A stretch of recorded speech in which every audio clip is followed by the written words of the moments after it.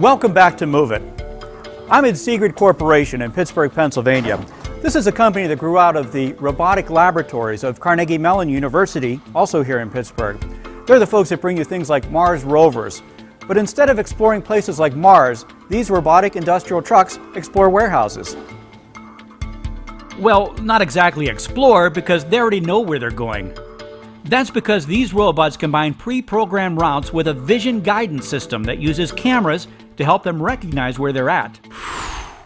USA Corporation is one of the firms employing these robot workers. USA's manufacturing plant in Washington Courthouse, Ohio, makes rubber components used in automobiles, stuff like engine mounts, bushings, and suspension components. Its biggest customer is a nearby Honda automotive assembly plant.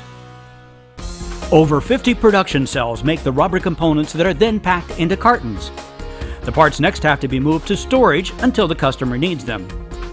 That transfers a pretty mundane task that a forklift driver used to perform, driving back and forth all day, taking parts from manufacturing to the warehouse. But now that's where the robotic industrial trucks come in. Once the product is ready, a worker known as a wrangler moves the robot into position under the load. He then enters a programmed route into the keypad and sends the robot on its way by simply pushing a button. As it moves, the vision guidance system looks for familiar surroundings that the robot has learned to recognize, such as racks and beams, to make sure that it's on course. So they're sort of like seeing eye robots. When the robot gets to the warehouse, it deposits its load at a pre-assigned location, where a worker will move it into the storage racks. The parts will be held in storage for just a day or two before heading off to an automotive plant. Meanwhile, our robotic friends head back to the production cells to gather more products, sometimes taking empty pallets back with them. So, how do these robotic machines get along with our human co-workers? The initial reaction was that we couldn't believe that a robot could do what a forklift operator could do, and it's keeping us pretty busy, so we were quite surprised and impressed on the amount of freight that it can move off the floor in such little time.